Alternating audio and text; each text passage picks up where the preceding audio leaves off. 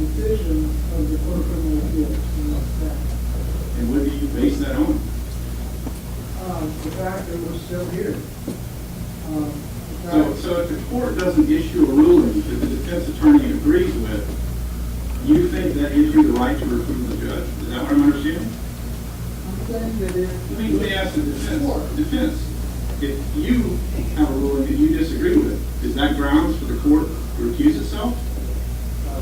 That's when I look at it, that's all we're going to do.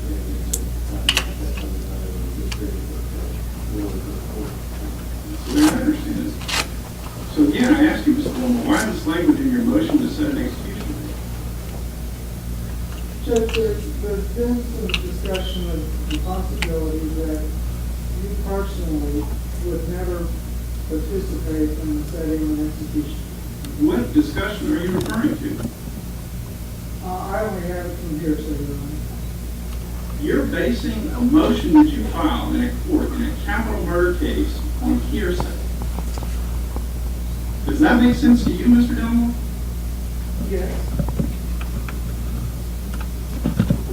If you have a motion or grounds to file your motion or accuse, file it. I'll move it on to Underwood and you can have your hearing. If you don't, I'd suggest you not make frivolous allegations that you can't support. Number two, an order was issued on June 10th, 2013.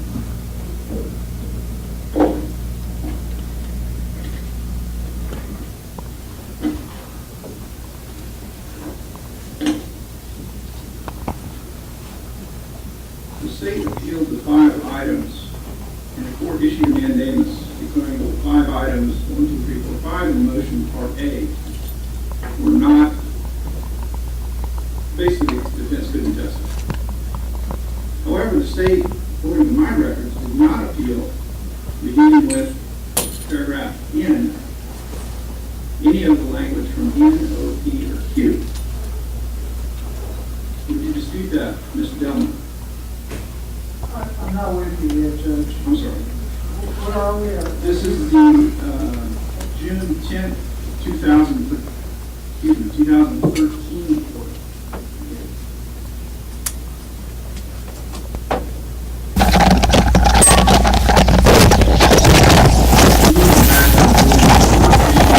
This is your order to force the DNA test?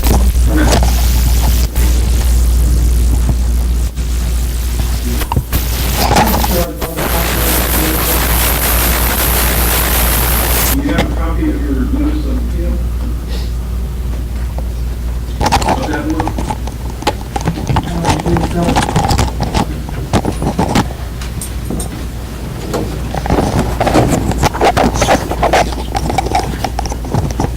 From your recollection, did you appeal the paragraph where I required the DNA profile obtained from Ms. Crotter's fingernail scrapings to be sent and entered into CODIS? No, I do not believe you did. So would you agree with me that was the final order 30 days after June the 10th, 2013?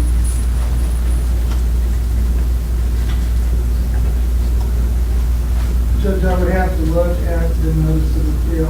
I don't really have an opinion right now as to whether that order is already effective or whether it was suspended during the pendency of the appeal. I have a copy of it if you want to look at it. I mean, if we appeal that order, I'm not certain on whether portions of it could become effective during the pendency of the appeal. In your notice of appeal, you stated, in honor about June 10th, 2013, this court granted that motion, referring to the motion I just spoke about, in an order captioned, order pursuant to Texas Code of Criminal Procedure 64.03, and directed that 5 categories of evidence be forwarded to Orchid Cellmark Laboratories for DNA testing. Is there any reference to the CODIS requirement or entry into the... Apparently not. So would you agree with me that you did not appeal that portion of the order? It sounds like it. I'm not certain now. All right. But Given that, your, as far as I know, that's all that's been done. That we're talking about the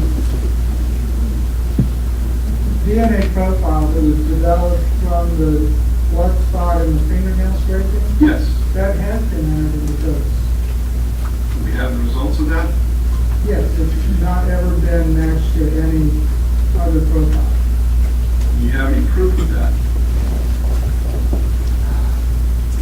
Not here today, no. Because when I asked Mr. Diaphragm that if this had been done, his response to me was it had not been done. And that's my concern. I think it has been entered into codes, yes. Okay. I asked for proof to be provided to both the court and the defense that this was done. Has the defense received any notice of that? Judge, I was not prepared to look at it. I kind of have a recollection we got some sort of a letter, but certainly we'll look at our policy. Okay, I just want to make sure that that gets done before we go any further, because I think that's kind of crucial at this Well, I point. know we've produced a document attached to one of our pleadings that said it's been entered into codes. And then there was a question about how frequently it is recompared. And I remember a discussion about that.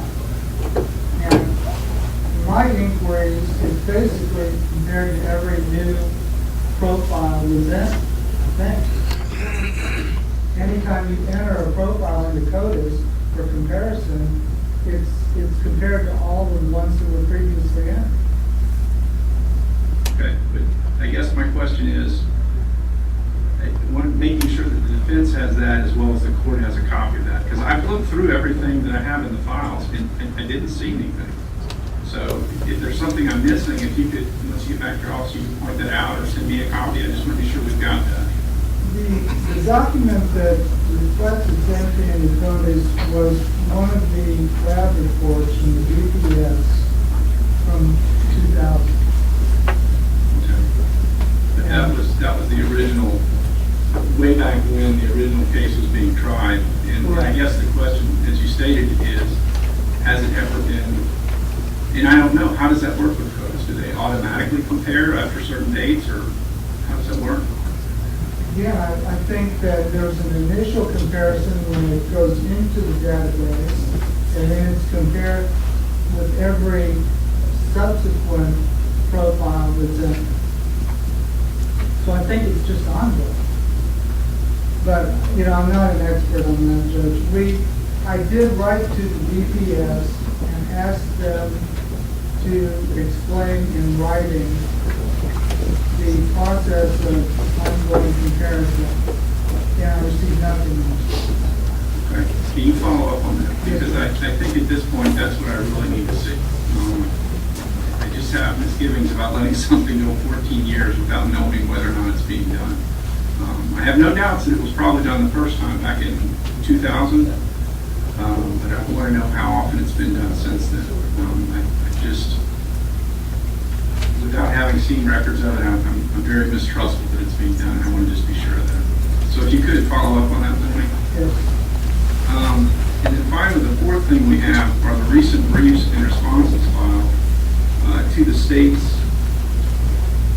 motion to set execution. Now, I received a book, Mr. Bender, this afternoon that you gave me, and I reviewed the state's motion to set the execution date, the defense's response to that motion. I did not have an opportunity to review the brief on remand.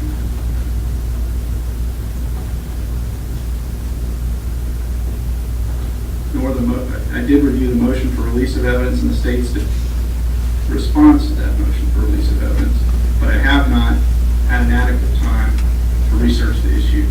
So I'm going to be honest with you, gentlemen, I am not prepared on these issues, on these motions today, but I figured it would be a good idea for us to go ahead and let you argue those since everybody's here. Let me take the motions back, do the research that I need to do, and issue a ruling later on, if that's okay with everybody. That makes sense to me, Judge, and I apologize for getting this thing. That's okay. Obviously, if the state needs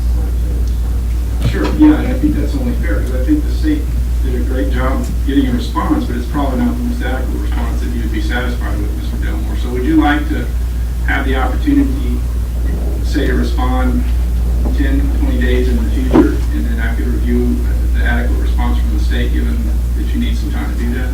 Judge, I think, in our view, the issues are so simple that I don't think we need to file much more of a response. Okay, well, I'm not I think opposed to I'd giving be you repeating that. myself, really. Okay, well, I'm not opposed to giving you that. If you don't want it, then what I'll do is I'll set a deadline for myself to file a response. And after we have argument today or testimony or whatever we're going to do in here today, does that sound adequate to everybody? Okay. Well, I think the state would have the floor because they filed the first motion to set execution.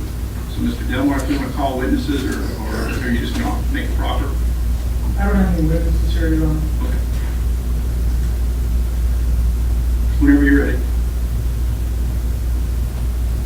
Our position, Judge, is simple, that the DNA proceeding under Chapter 64 is over. The Court of Criminal Appeals has now held twice that exculpatory results from DNA testing would not make a difference in the outcome of the trial. That hasn't changed. It's not going to change.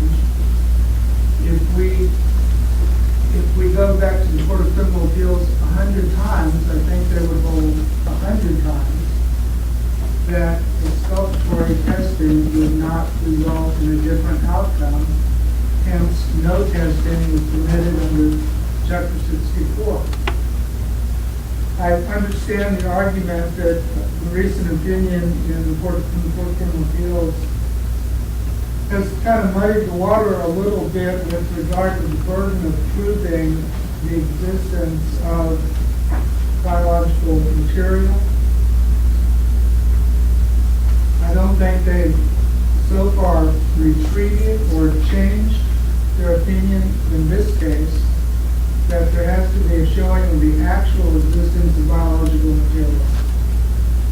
But I also think it's irrelevant in light of their continuing holdings that the evidence, in this case, the inculpatory evidence, is so strong that no exculpatory results of testing will make a difference. So there's just simply no point in beating this dead horse any further.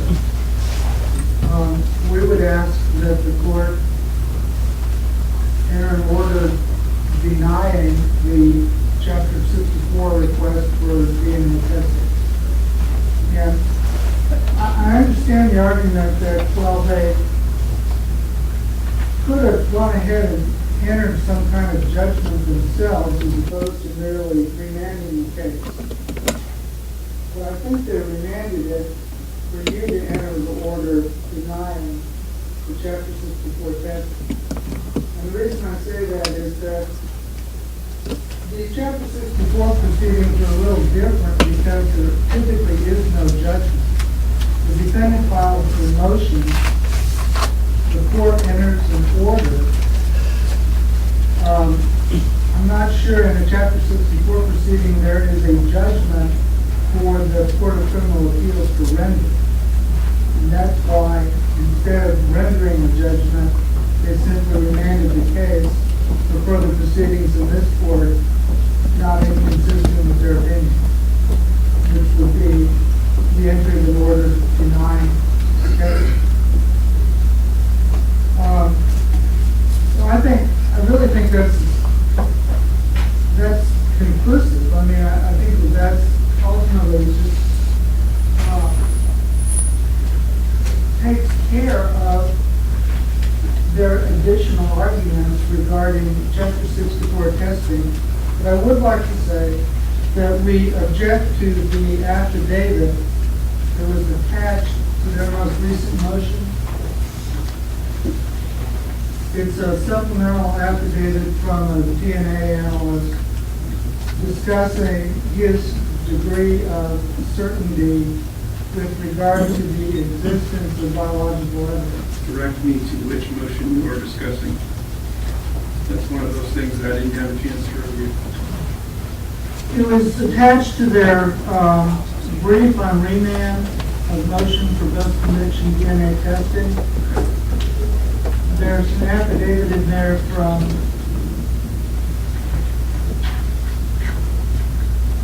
Mr. I guess it's Mr. Nasir, Nasir. And the reason I object to this affidavit is that it does not address in any respect the passage of time since the recovery of the evidence, the effects of the evidence being left outdoors for 25 days, and the effects of the subsequent handling and testing of the evidence over these last 15 years. The affidavit addresses the likelihood of there being biological material at the time of the recovery of the evidence, but it doesn't address the likelihood that there is still biological evidence in existence in 2014 that was left there in 1999. We do not believe that that affidavit is even relevant to the issue before the court, which is whether there's any biological evidence to be tested at this time. And we'd ask that you not reopen the DNA proceedings on the basis of that affidavit. But finally, in conclusion, Judge, if you agree with the Court of Criminal Appeals, that the Court of Criminal Appeals has held that exculpatory results would not change the outcome of the criminal case, then the existence or non-existence of biological material doesn't really matter. And I would ask that the court enter an order denying Chapter 64 testing for the reason that exculpatory results would not change the initial outcome of the case. That's basically our entire position, Judge. Thank you, Mr. Dell. Ben's response. Yeah, Judge, so our response in a lot of this, as you can already tell, I think, sort of mixes in with the merits of the remand issues on the DNA motion and stuff. But essentially, from the beginning standpoint, we've got a pretty basic disagreement on the effect of the CCA's or opinion. Just to address the first issue that there's no judgment, I believe in this case there's a mandate. I don't have that with me, but that mandate probably refers to a judgment. This is a statutory cause of action, just like any other statutory cause of action. And the final resolution of that is a judgment. So I don't really see that there's a kind of a linguistic way out of that. Rule of Appellate Procedure 78.1 provides sort of the options that the CCA can follow when they reverse a trial court's order. And one of them is very clear. They can render the judgment that the lower court should render. I didn't get a chance to go back and look at the appellate briefs from the state. I'm not even sure they asked for it. But even if they did ask for that, then certainly the Court of Criminal Appeals didn't follow their recommendation. The other aspects are to dismiss it or to remand for further proceedings, and one of those is specific in light of changes in the law. And that's exactly what happened. We had an amendment in 2011, and that was really the basis for our bringing this action in the first place. And we felt very reasonably, and I think the judge agreed with us, that those amendments had certain meaning as to the burden of proof as to biological material, as well as where co-defendants is all of this. Clearly, the Court of Criminal Appeals, in their decision in Mr. Swearingen's case, disagreed with that issue of law and granted the state essentially a new trial on this Chapter 64 procedure. And that's what we're here for. We're here for a new trial on Chapter 64. And I think it's perfectly perfectly reasonable for the court to say, you know what, this is what the law is, we're gonna provide you with some guidance about it. And now, the parties need to understand what the law is and present evidence, and just in any other situation where your trial is granted, we're gonna go forward under, the law set forth by the CCA. So that's really my take on the effect of the agreement. And that, had the CCA wanted to render judgment, they could render judgment. Had the CCA wanted to instruct you to deny the case, they could have provided those instructions. But instead, they had a very open-ended agreement. I think any other issues I'm happy to address in the context of the motion itself, or I can kind of respond to just a couple of things. I probably ought to respond to the objection to the affidavit. What I heard sounded to me a lot like objections in terms of a disagreement as to the facts. And that's, if they have an expert who can provide contrary testimony, that's something that can be presented before them. It's your job to sort that all out. But I don't view that as an evidentiary objection. And so, I'd ask that the objection be denied at this point.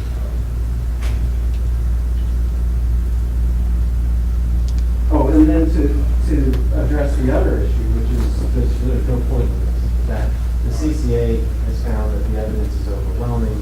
There's nothing that DNA testing could ever do to refute the evidence.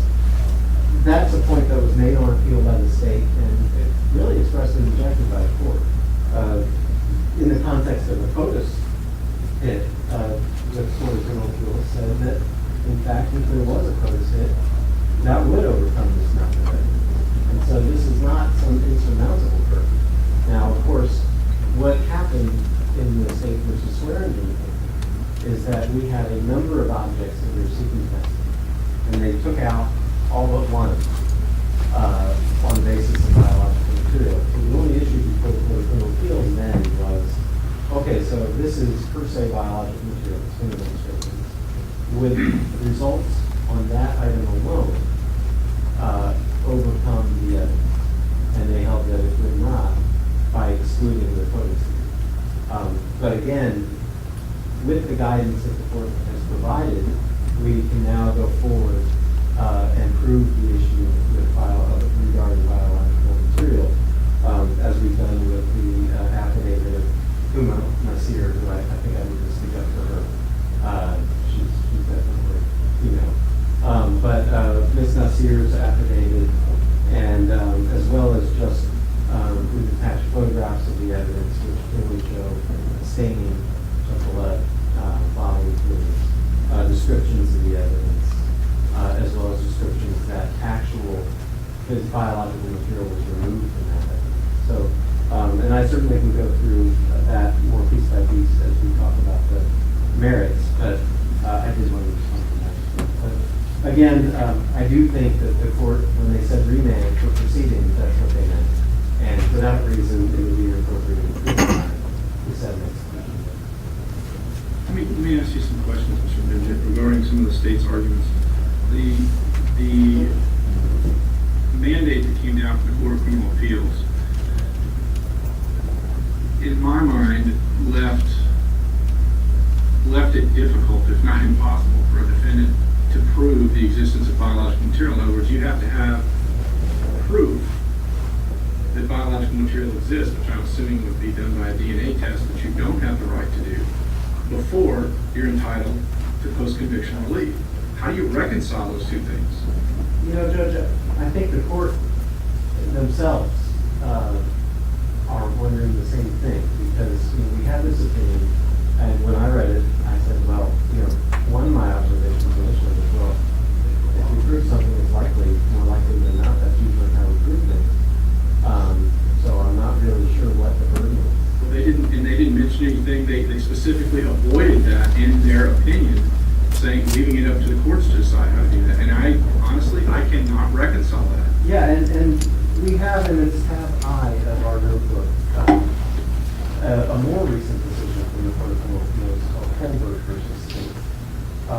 And if you go to the last page of that opinion, the court, and this is a unanimous decision by the Court of Criminal Appeals, in footnote number 24, they discuss the Swearingen opinion and basically say, well, we might not have gotten it right. And they say, they point to language in the amended definition of biological material that says that they acknowledge and may very well change the word. And so I do think that this is an open question for the court to wait and ultimately it may end up with the state decides, or either party decides to appeal the ultimate ruling in this matter. Maybe the CCA will finally give us some solid guidance. So your answer is you don't have a resolution?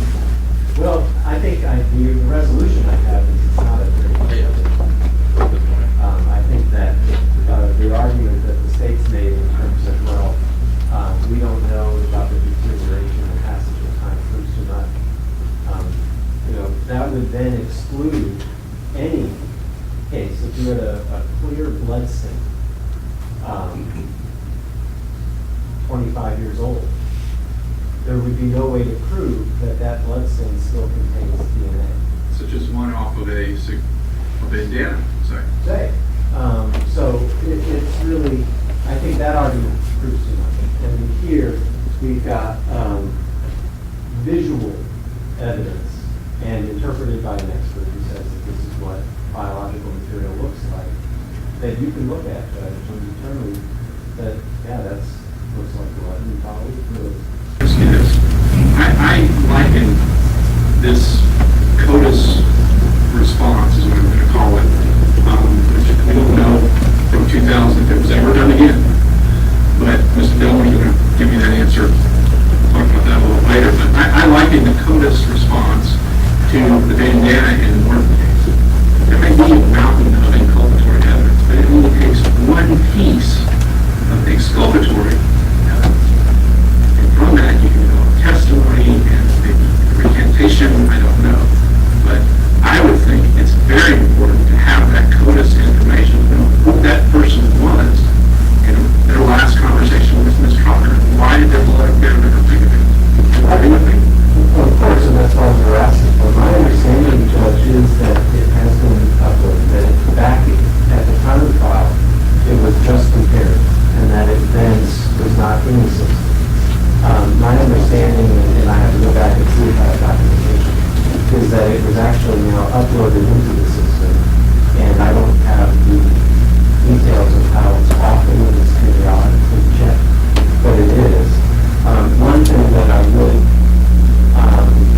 want to know is what usually happens when you're standing under these things is that if there is a sort of a computer printout type thing that comes up, and then it's sent to the submitting agency.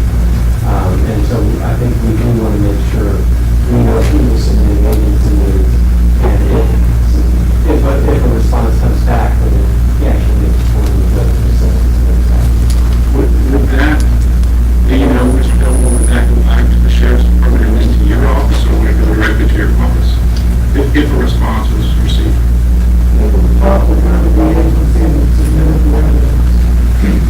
Then how would you get word of it? We are informed of CODIS hits all the time. Okay, so it may be that there's just been no hit of what I call a response, but let's just verify that.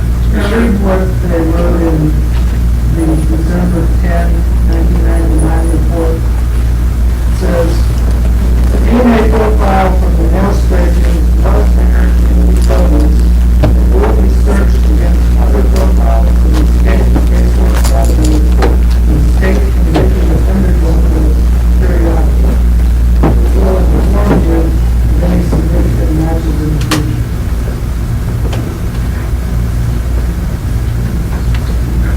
I would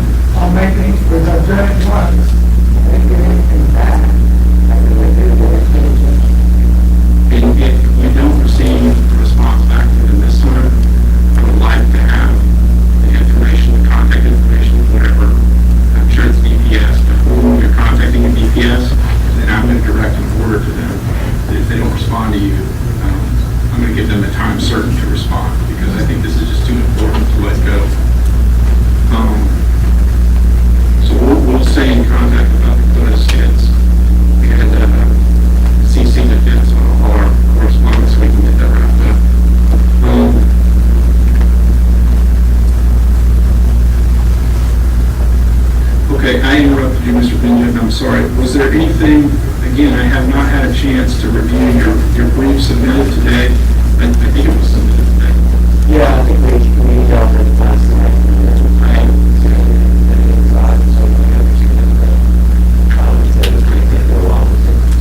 To review it. If it would be helpful, I can certainly give you a rough outline. That would be very helpful. I still want to review it before I make any decision, but I just want to hear your arguments. Yeah, and that way we can address it in terms of as today. So, again, I think we talked about the issue in terms of whether this case is dead or not. We certainly believe that if the CCA wanted no further proceedings, they would have said that. They rarely have said that. And that essentially we view this as the state appeal board judgment granting the defense.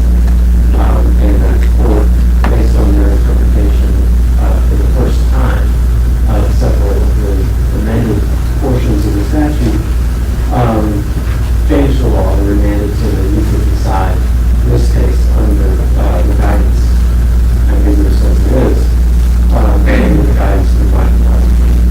And so, again, it may be that this footnote that I pointed out over changes the law again. It's an open question. But we believe we will under any standard. I did want to review some of the evidence at issue in the motion. When I went back, I wanted to point out that part of our request was that any items that were attached or sampled from extracts, samples taken from the items that we enumerated should be penciled as well. And looking through some bench notes that were attached as exhibits to our brief, it's clear that various errors were removed from the ligature of the clothing, as well as the payment notice, and we certainly want those to be included in our testimony flex.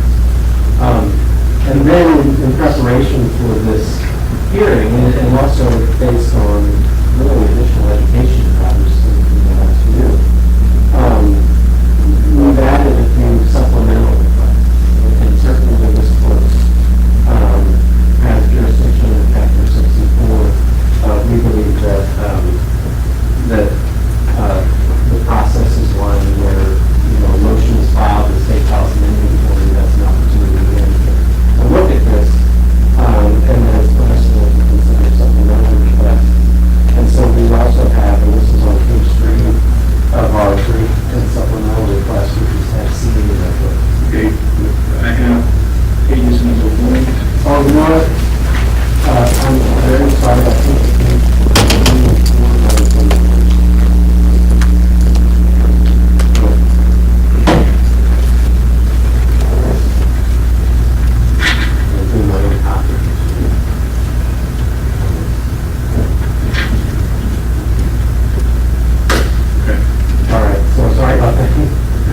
but you'll see on page 3 of the brief, we've got 7, 8, 9, and 10. The brake kit, for example, I was just reading a case out of Arizona the other day, where it was operated based on epithelial skin cells collected from the brake kit. And that's not something that I was aware of. And certainly the absence of locating sperm by the DPS when the DPS in 1999 would not exclude epithelial cells. And we also had at some of the justice issues, and she is aware that DNA testing typically in illicit profiles of numerous not visualized. And so the sexual assault kit, and then there are additional errors that are associated with the body that we also believe is the appropriate test, and meet all the elements. One thing I want to point out is your findings with regard to the condition of suitability of the DNA evidence, as well as findings related to whether identity is issued, findings related to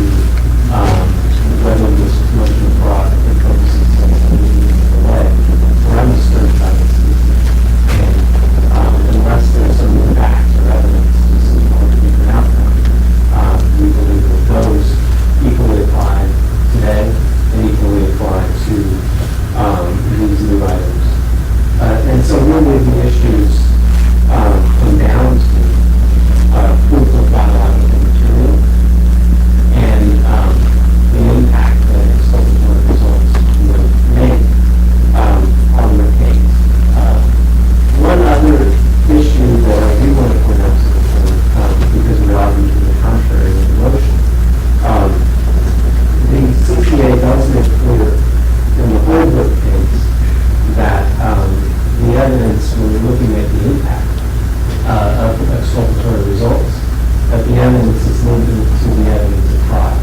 And so we did spend a lot of time discussing the new evidence of innocence, the forensic cases that have been completed. It appears from the Holbrook decision, the prior decisions that have made that those don't come into play in that element of innocence.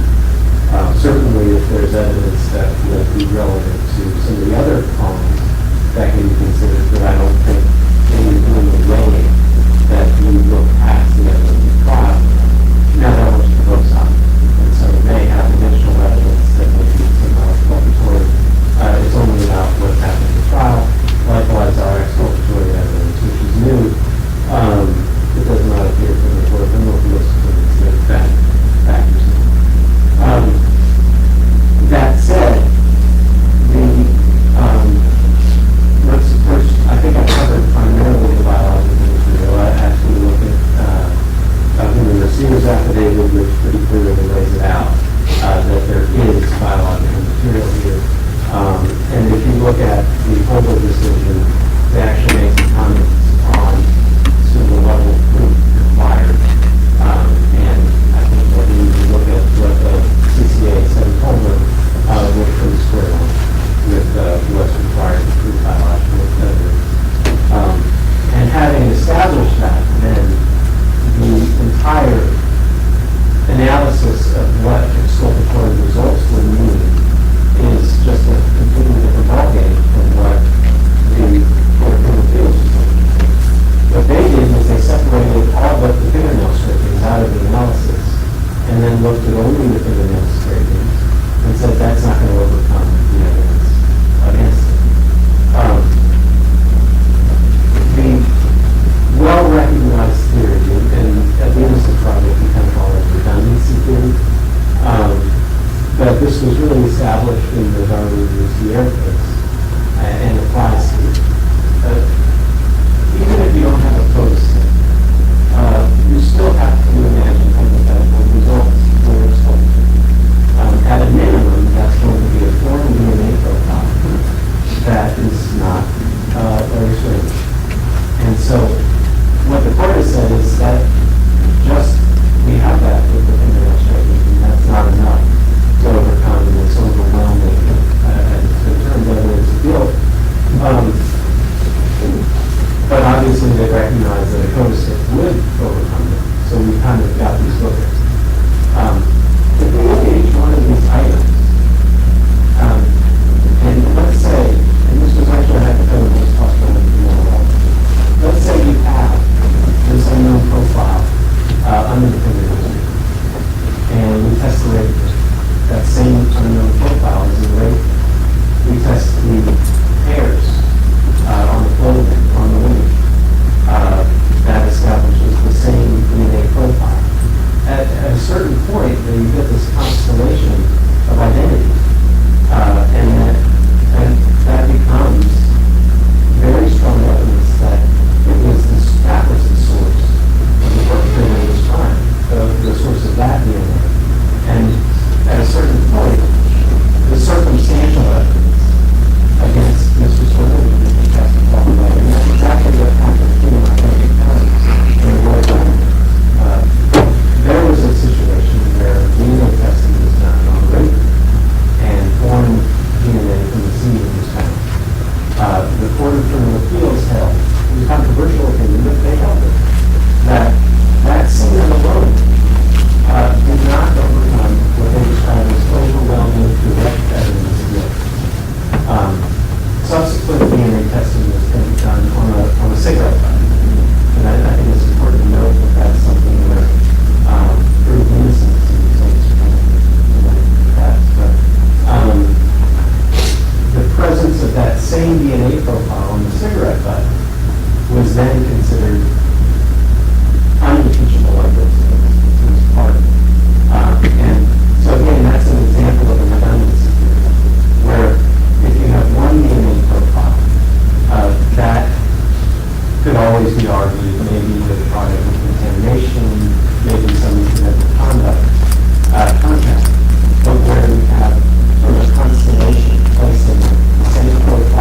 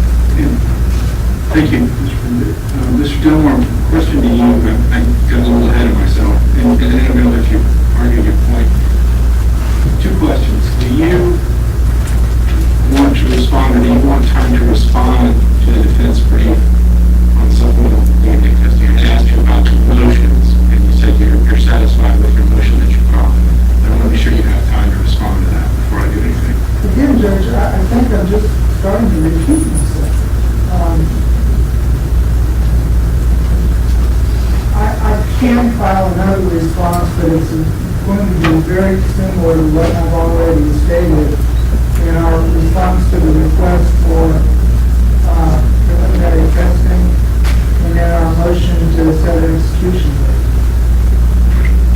Okay, well, just to be fair, I'm going to give you 5 days to put us next Friday, 5 working days, for you to respond. If you don't respond by that time, then I'll issue my order on that Friday. If you do respond, I'll issue it on the following Friday. That'd be fair? Okay. Another question for you is, this issue of wording from the CCA, the direction that they gave, or lack of direction that they gave on how to address this issue, I guess my question to you is, how could a defendant ever prove, by the standard the CCA proposes, how could a defendant ever prove the existence of biological material without first testing it? And I agree with you, they don't have the right to test it first. Well, in most cases, the presumptive testing is already done prior to trial. There's a lot of testing done now that we didn't do in 1999, clearly. And so, in the typical case today, you know what biological evidence is in the case pre-trial. It's kind of an unusual situation for us to be 15 years after the trial looking back in hindsight and trying to determine the existence of biological evidence. But how could a defendant, 15 years after the fact, prove that without first testing it and meeting the burden that the CCA has said that needs to be met before they're going to approve the 64 hearing request? If there had been blood and we were within a few years of when the blood was recovered, clearly there's biological evidence. If there's semen, clearly there's going to be biological evidence. If there is any kind of presumptive testing to show the existence of biological evidence, we ordinarily know it. The thing that complicates this case to me is the passage of time and the fact that these experts are not addressing the extreme likelihood that any biological evidence that existed in 1999 is no longer subject to testing. But do you have an expert opinion that states that, or where are you basing that on? No, I have some treatises that I can cite you to in our response.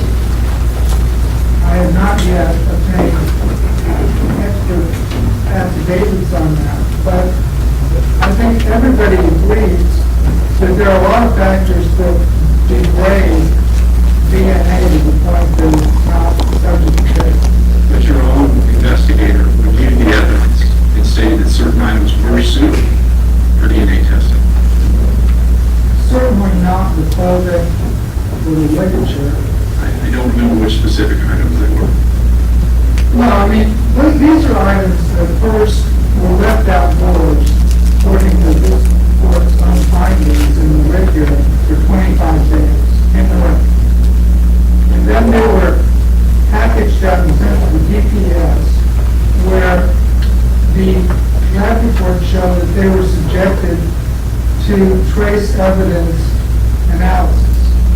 And the way they do that is by scraping the garments and using adhesive tape to take off any hairs or fibers that might adhere to the items. And I'm very skeptical as to whether, assuming any biological evidence survived the 25 days outdoors, whether it would further survive the process of being scraped for trace evidence. The evidence was later sent to 2 different defense experts. We are not abandoning our objection to a finding that there was a chain of custody sufficient to ensure that the evidence was not tampered with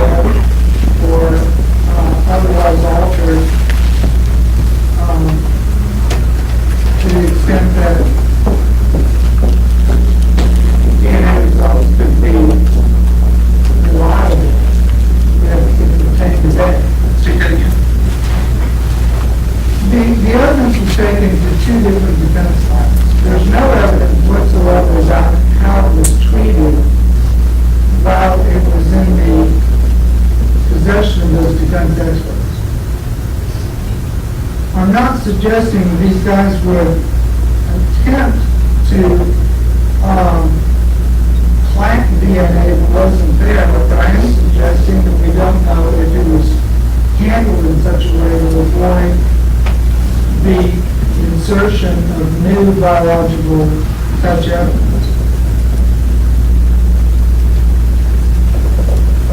In all likelihood, Judge, there probably are one or more of these items on third parties' skin cells, not from the time that the perpetrator handled the evidence back in 1999, but as a result of all this testing and handling that's occurred since then.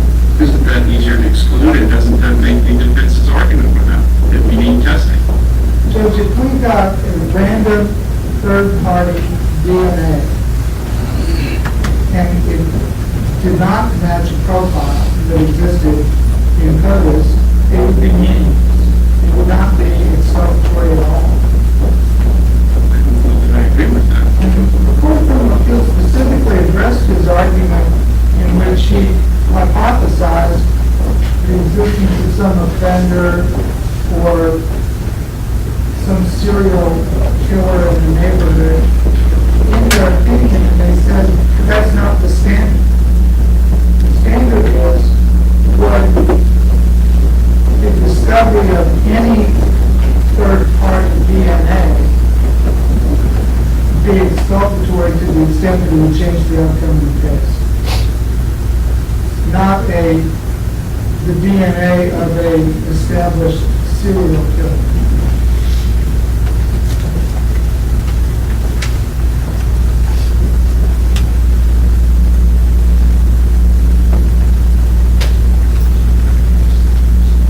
Judge, in closing, I'd just like to refer to one of the most recent opinions from the Court of Criminal Appeals, reversing the order for DNA testing. But the previous opinion of the Court of Criminal Appeals affirming the denial of DNA testing back in, I think it was 2012.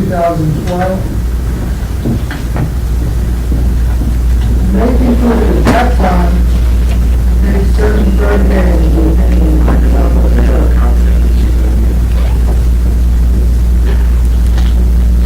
303 Southwest 3rd, 728.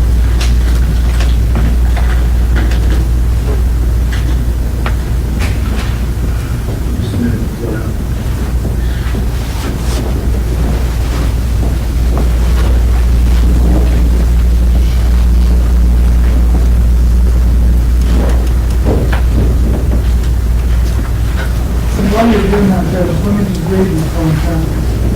Because of the overwhelming evidence of guilt, independent of any potential exculpatory DNA testing, and the appellant's inability to show a 51% probability that he would not have been convicted, the appellant's first issue is overruled.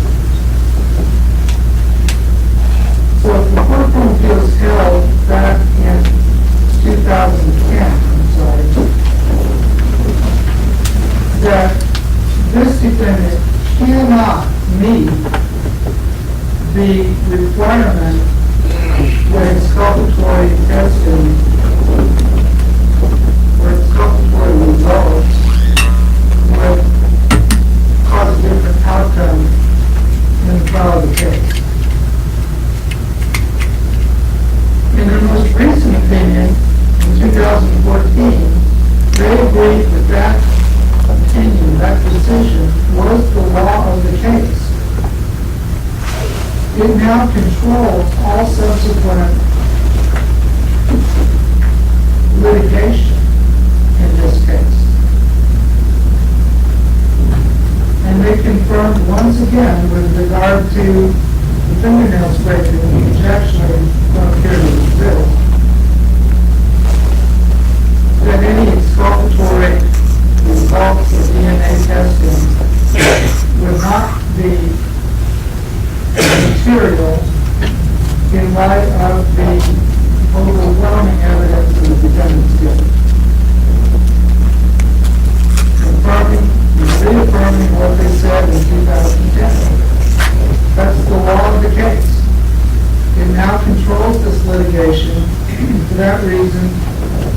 would ask you to sign an order denying further DNA testing in Chapter 64 and sign an order the setting of execution date.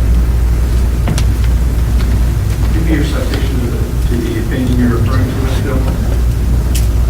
Yes, Judge, it's 303 Southwest 3728.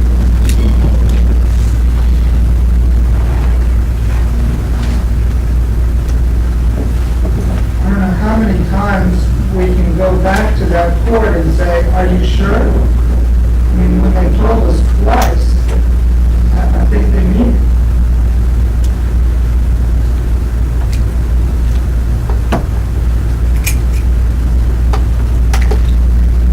I have proposed orders, Judge, we will declare at the end of this hearing. Okay.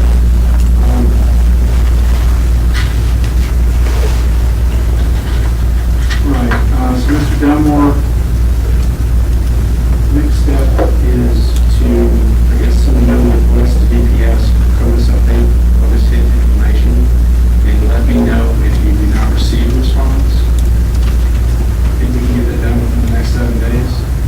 I can mail the request, I'll copy both you and opposing counsel with the request. All I can do is ask. Oh, I know, no, I mean, can you get the letter out? Yeah, absolutely.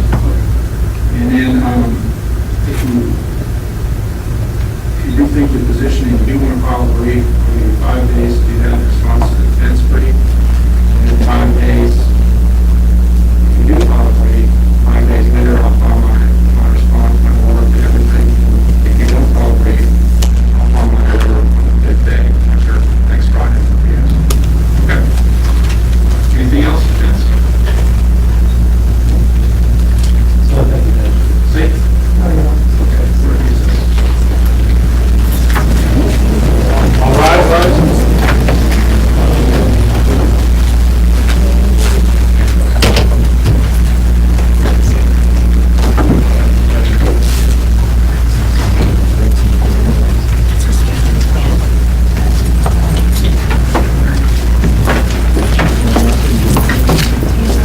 Folks, we can get everyone today, 12 and 4.